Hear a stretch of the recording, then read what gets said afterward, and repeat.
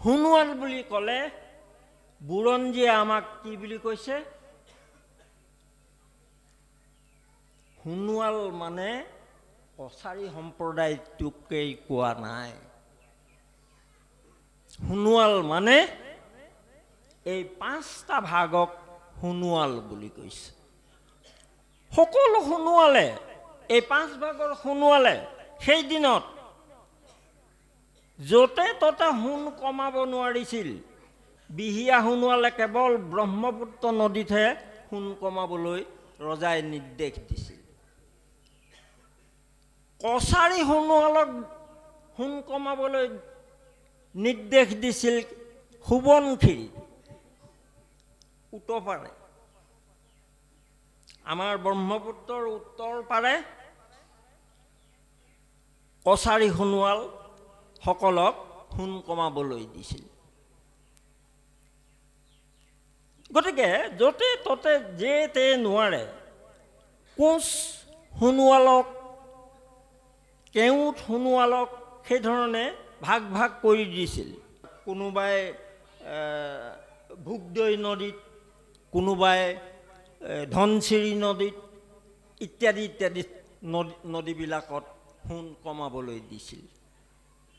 গতিকে আমি আগেয়ে ভাবিছিলোঁ যে সোণোৱাল বুলি ক'লে কেৱল কছাৰী সম্প্ৰদায়টোকে বুজোঁ, কিন্তু সেইটো বুৰঞ্জীয়ে নহয় বুলি কৈছে। মই কোৱা কথা নহয় দেই, বুৰঞ্জীয়ে নহয় বুলি কৈছে।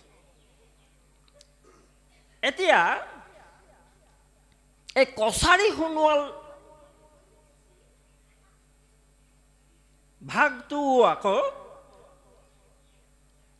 7টা ভাগত বিভক্ত হৈ আছে।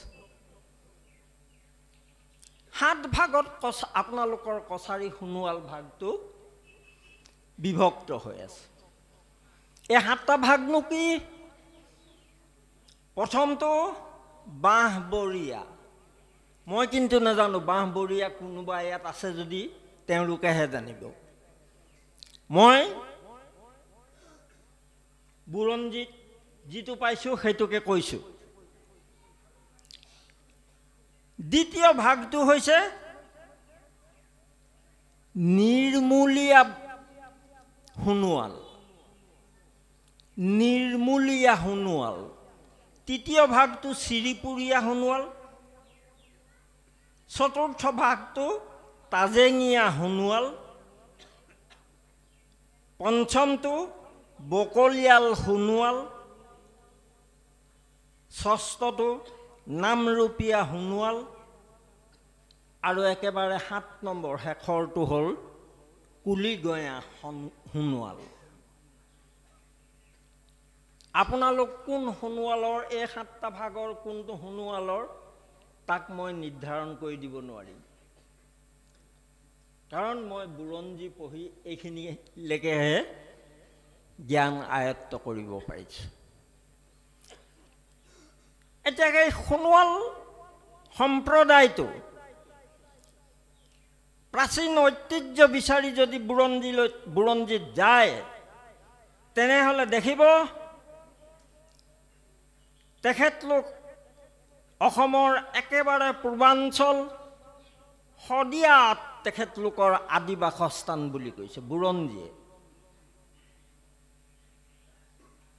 আৰু আদিম যুগত এই সোণোৱালসকলে, কছাৰী সোণোৱালসকলে পূজা পাতল আৰু দেৱ দেৱী ওচৰত পূজা পাতল কৰিছিল। কিন্তু মহাপুৰুষ শ্ৰীমন্ত শংকৰদেৱৰ আবিৰ্ভাৱৰ লগে লগে এই ধৰ্মৰ প্ৰতি আকৃষ্ট হৈ এই ভক্তিৰ এনাজৰীডালেৰে এই সমগ্ৰ গাঁওখনত বাস কৰা প্ৰায় 300 ঘৰ মানুহে সমন্বয় আৰু সম্প্ৰীতিৰে মিলা প্ৰীতিৰে বসবাস কৰি থকা দেখি মই কেতিয়াবা মনে মনে অকলে অকলে ভাবোঁ, কি তাজ্জব! গাঁওখনত মাত্ৰ এটাই নামঘৰ। যে প্ৰতিষ্ঠা কৰা নামঘৰ নহওক, জামিয়াবাসীয়ে, সমস্ত জামিয়াবাসীয়ে এইটোৱেই আমাৰ একমাত্ৰ নামঘৰ বুলি সৰ্বান্তঃকৰণেৰে গ্ৰহণ কৰিছে। তাক লৈ মই গৌৰৱ কৰিছোঁ আৰু আপোনালোকৰ চৰণত পুনৰবাৰ সেৱা যাচিছোঁ।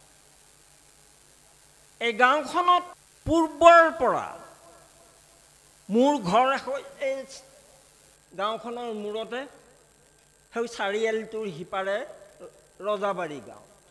মই ৰজাবাৰীলৈ অহা আজি ৪৯ বছৰ হ'ল, আৰু এবছৰ হ'লে ৫০ বছৰ হ'ব মই ৰজাবাৰীৰ বাসিন্দা হোৱা। ইয়াৰ আগতে মোৰ ঘৰ বহুৱাবাৰী, যিখন গাঁও এই জামিৰা গাঁৱৰ দৰে এখন ঐতিহ্যমণ্ডিত গাঁও। মোৰ গাঁও বুলি কোৱা নাই মই, ইতিহাস আৰু তথ্য পাতিৰে সৈতে সেইখনো এখন ঐতিহ্যমণ্ডিত গাঁও। এই দুইখন গাঁও প্ৰৱৰ্জিত হোৱা বা সংস্থাপিত হোৱা দিন শ্ৰদ্ধাৰ দত্ত ছাৰে অলপ আগতে ১২৫ বছৰ বুলি ক'বলৈ যোৱা নাই, তাতোতকৈ বেছি হ'ব, ১০-২০ বছৰ বেছি হ'ব পাৰে বুলি কৈছে। স্বৰ্গদেউ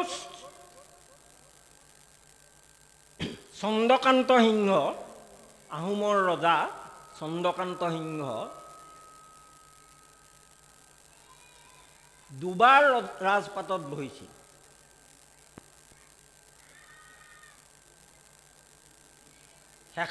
দ্বিতীয়বাৰ বহিছিল ১৮৮১ খ্ৰীষ্টাব্দত। ১৮৮১ খ্ৰীষ্টাব্দত তেওঁ দ্বিতীয়বাৰ ৰজা হৈছিল, আৰু এই দ্বিতীয়বাৰ ৰজা হওঁতেই সেই বহুৱাবাৰী গাঁৱৰ এতিয়া বসবাস কৰি থকা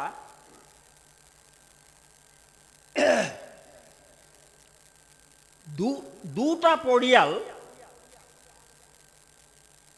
আহোম ৰজাজন দ্বিতীয়বাৰ ৰাজপাটত বহাৰ আগে আৰু পাছে দুটা পৰিয়াল জাঁজি আৰু ফুলপানী ছিগাৰ পৰা, চাৰিঙৰ পৰা আহি বহুৱাবাৰীত সংস্থাপিত হৈছিল।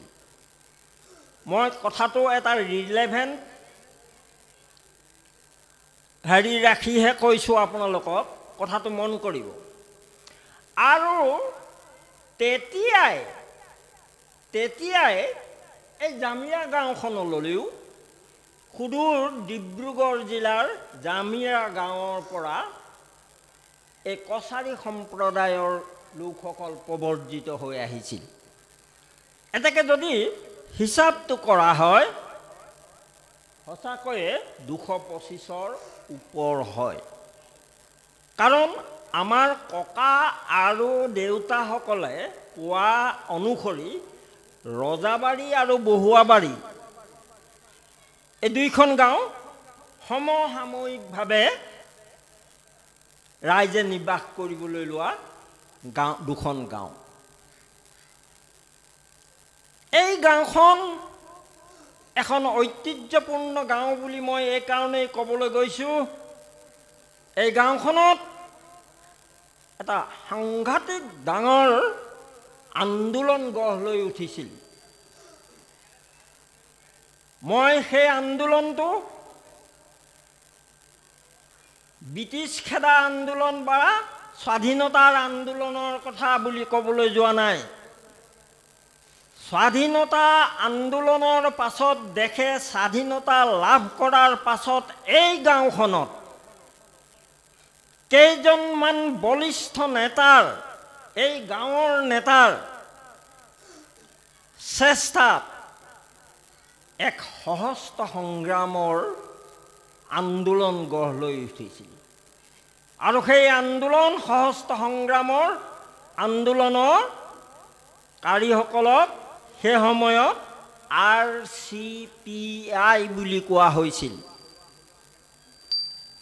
এই আন্দোলনটো ইমানেই পৰ্যায় পাইছিলগৈ, এই আন্দোলনৰ কৰ্মীৰ জৰিয়তে ভূধৰ ঠাকুৰ মৌজাদাৰ 1953 চন আছিল ছাৰ,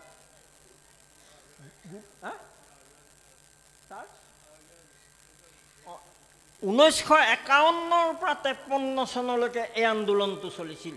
এইখন জামিয়া গাঁৱৰ নেতৃত্বত বিষ্ণু ৰাভা আহিছিল ইয়ালৈ। কতজন আহিছিল ইয়ালৈ বিপ্লৱী কমিউনিষ্ট পাৰ্টিৰ দলৰ নেতা, আনহে নালাগে এই ৰাজ্যিক পৰ্যায়ৰ নেতাই নহয়, কেন্দ্ৰীয় পৰ্যায়ৰ নেতাও ইয়ালৈ আহিছিল। আৰু আহি গোপনে সেই সহস্ৰ আন্দোলনৰ সকলো আঁচনি এই জামিয়া গাঁৱত লৈছিল, অসমৰ আন ঠাইত লোৱা নাছিল। গতিকে জামিয়া গাঁও কিমান ঐতিহ্যপূৰ্ণ আপোনালোকে ভাবি চাওক।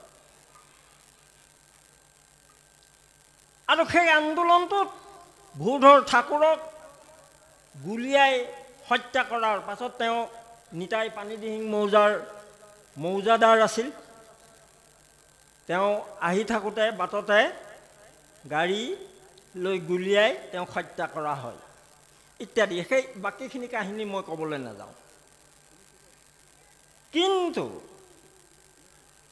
সেই আন্দোলনটো সেইজনক গুলীয়াই মৰাৰ পাছত, ভূধৰ ঠাকুৰক গুলীয়াই মৰাৰ পাছত চৰকাৰে ইয়াত এক অত্যাচাৰ আৰম্ভ কৰিলে। কৰা নাছিলনে? আপোনালোকে জানেনে সেইখিনি কথা? নিশ্চয় জানে। বয়োজ্যেষ্ঠসকলেতো সেই অত্যাচাৰৰ ভুক্তভোগী আছিল, নাছিলনে? নিশ্চয় আছিল। যিসকলে এই আন্দোলনৰ গুৰি ধৰিছিল সেইসকল ফৰিং চিটিকা দি ভাগিল, কিন্তু মানুহৰ ঘৰে ঘৰে পুলিচী নিৰ্যাতন চলিবলৈ আৰম্ভ কৰিলে। তাৰ স্মৃতি জামিয়া গাঁৱৰ হয়তো প্ৰতি ঘৰে ঘৰে বিজড়িত হৈ আছে। মই এইখন গাঁৱৰ বাবে যিসকলে চৰম ত্যাগ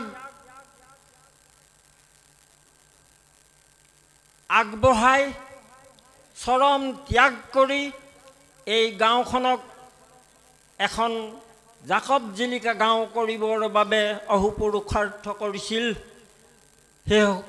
সেইসকলৰ দুজনমানৰ নাম আপোনালোকক নকলে মোৰ ভাল নালাগিব। মই প্ৰথমে নাম ল'ব বিচাৰিছোঁ এই গাঁওখনৰ স্বনামধন্য হাজৰিকা পৰিয়ালৰ বলিষ্ঠ নেতা, যিজনক আমি আজি কৰ্মযোগী বুলি কৈছোঁ, প্ৰয়াত শ্ৰদ্ধাৰ মিলিৰাম হাজৰিকা, যিজনে আমাৰ ৰজাবাৰী গাঁও পঞ্চায়তৰ দুবাৰকৈ সভাপতি পদ অলংকিত কৰি ৰজাবাৰী গাঁও পঞ্চায়ত এলেকাটোক বহু আগবঢ়াই লৈ গ'ল, যিজনে আঞ্চলিক পঞ্চায়তৰ এবাৰ সদস্য নিৰ্বাচিত হৈ আমাক বহু উদগনি আগবঢ়ালে। দ্বিতীয়জন ব্যক্তি কণ্ঠী কছাৰী। কণ্ঠী কছাৰী, প্ৰয়াত কণ্ঠী কছাৰী সকলো দিশতে ব্যুৎপত্তি থকা এজন সচেতন ব্যক্তি, সামাজিকভাৱে ধৰ্মীয়ভাৱে বিভিন্ন সাহিত্যৰ আলোচনাৰ ক্ষেত্ৰত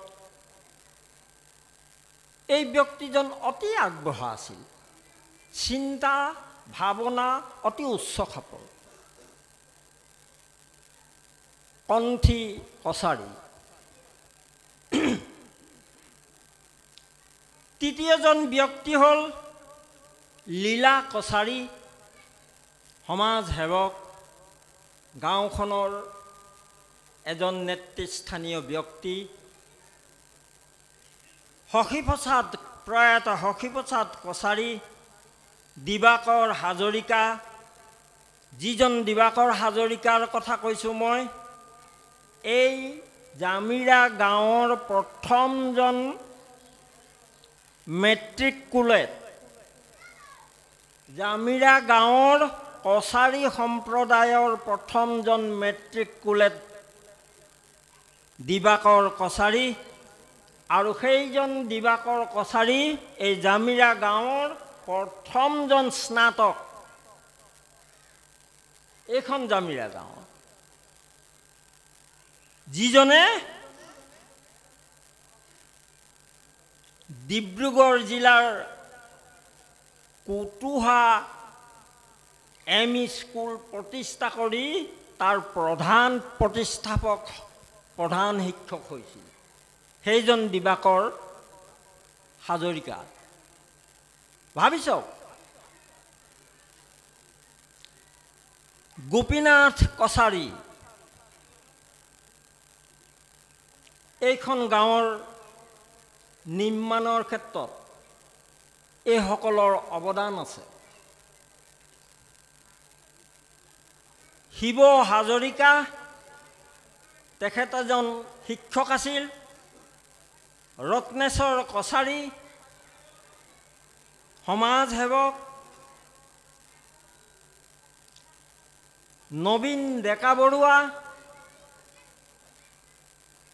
লক্ষেশ্বৰ ডেকা বৰুৱা, আমাৰ ৰজাবাৰী স্কুল নতুনখনৰ দ্বিতীয়জন প্ৰধান শিক্ষক আছিল তেখেত। সত্য ডেকা বৰুৱা, এই জামিৰা গাঁওখনৰ প্ৰথমজন মাষ্টাৰ ডিগ্ৰী হোল্ডাৰ, অৰ্থাৎ স্নাতকোত্তৰ। গিৰীন হাজৰিকা আৰু সত্য ডেকা বৰুৱা 2003 চনত কীৰ্তি শিক্ষকৰ বঁটাও পাইছিল। তেওঁ কটিয়ৰী উচ্চতৰ মাধ্যমিকৰ অধ্যক্ষ হৈ অৱসৰ পাইছিল। ৰজাবাৰীত অনুষ্ঠিত পানীদিহিং কনিষ্ঠ মহাবিদ্যালয়ৰ ছিনিয়ৰ ছেকেণ্ডেৰীৰ প্ৰতিষ্ঠাপক অধ্যক্ষ আছিল, সেইজন সত্য ডেকা বৰুৱা। গিৰীন হাজৰিকা, মদন হাজৰিকা,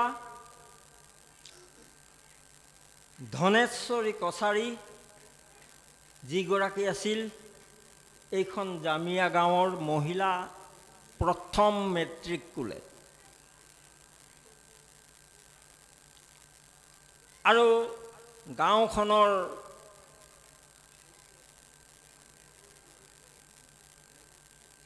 একেবাৰে শেষত ডক্টৰেট ডিগ্ৰী লাভ কৰা প্ৰথমজন ব্যক্তি, প্ৰয়াত সত্য ডেকা বৰুৱাৰ সুযোগ্য তথা একমাত্ৰ সন্তান নয়নদীপ ডেকা বৰুৱা, যিজন এতিয়া তেজপুৰ বিশ্ববিদ্যালয়ত গণিত বিভাগৰ অধ্যাপক হৈ আছে। গতিকে এই গাঁওখনৰ সম্পৰ্কত আৰু নতুনকৈ চিনাকি দিয়াৰ পৰিচয় নাই। গাঁওখনত নাছিল কি? সেই তাহানি স্বাধীনতাৰ আগে পাছে গাঁওখনত এটা ফুটবল ক্লাব, সমগ্ৰ অঞ্চলটোক জুৰি গাঁওখনত এটা ফুটবল ক্লাব বা দল গঠন হৈছিল, যাক অৰুণোদয় ফুটবল দল বুলি কোৱা হৈছিল। এই গাঁওখনৰ পৰাই বলিষ্ঠ অৱদান আছিল সেই অৰুণোদয় ফুটবল দলটোত। গোপীনাথ কছাৰী সেই অৰুণোদয় দলৰ গ'লকিপাৰ আছিল, আমাৰ তৰুণ কছাৰীদেৱৰ পিতৃ।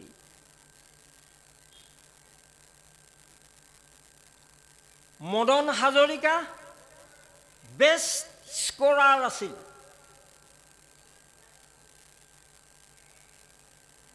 অকল সিমানে নহয়, ডিম্বেশ্বৰ হাজৰিকা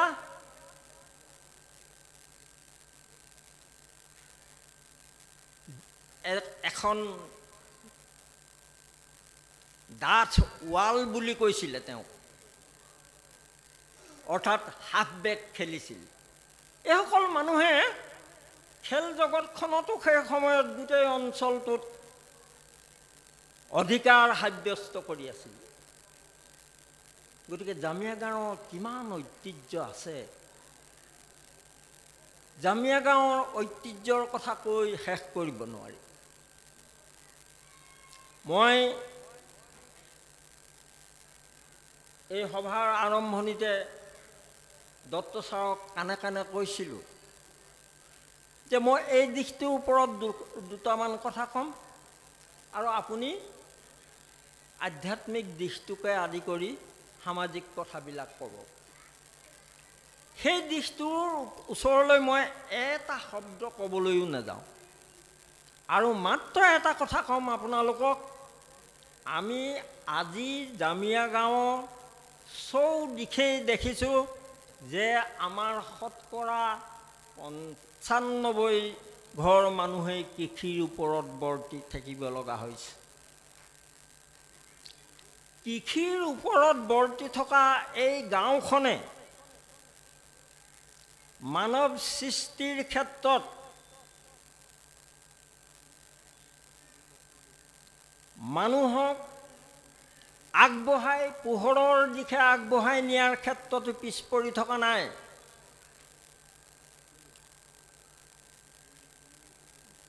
গাঁৱৰ সমীপতে আছে এখন প্ৰাথমিক বিদ্যালয়, বুনিয়াদী বিদ্যালয় আছিল, এতিয়া প্ৰাথমিক বিদ্যালয় হ'ল।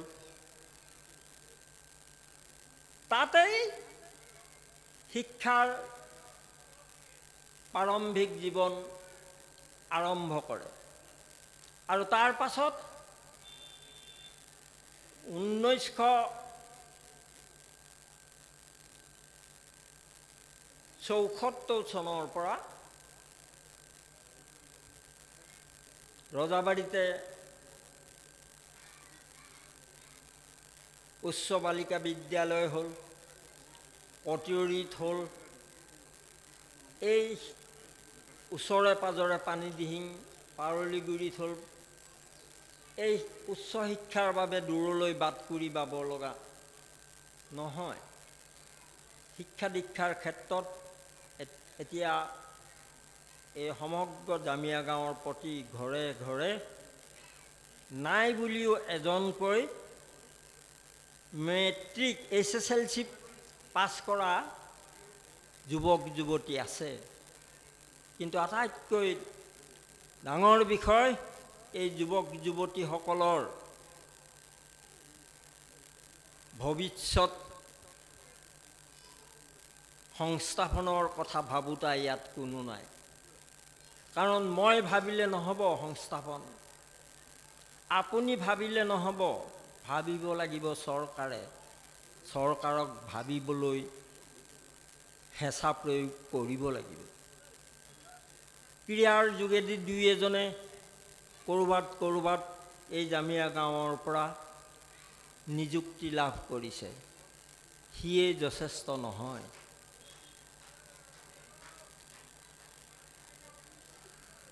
শ্ৰদ্ধেয় আই মাতৃসকল বা সমস্ত, মই দীঘলীয়া কৰিব বিচৰা নাই। মই মাত্ৰ এটা কথাকে ক'ব বিচাৰিছোঁ, সৌ চাৰিআলিটোৰ পৰা এই গাঁওখন মই বৰ নিৰলসভাৱে নীৰৱভাৱে লক্ষ্য কৰি থাকোঁ। গাঁওখনৰ প্ৰতিজন ব্যক্তিকে, বিশেষকৈ পুৰুষসকলক মই চিনি পাওঁ। নাম হয়তো নামে গামে চিনি নাপাব পাৰোঁ, কিন্তু প্ৰত্যেককে মই চিনি পাওঁ এওঁ জামিয়া গাঁৱৰ নিবাসী বুলি। মই সদৌতিৰে ওচৰত আবৌ কৰিছোঁ, পুনৰবাৰ বিনম্ৰভাৱে কৈছোঁ, গাঁওখনৰ মিলা প্ৰীতি আৰু সম্প্ৰীতি এই বৰনামঘৰৰ যোগেদিয়েই অটুট থাকক। আপোনালোকক ভগৱন্ত পুৰুষে কৃপা কৰক। ইয়াকে মই ভগৱন্তৰ চৰণত প্ৰাৰ্থনা জনালোঁ। শেষত কোটি কোটি ঘূৰ পৰাধনীতে কৰোঁ আমি দুৰাশয়, হে হৰি মোক দুৰাচাৰ বুলি, ক্ষমী উপ কৃপাময়, ক্ষমী উপ কৃপাময়।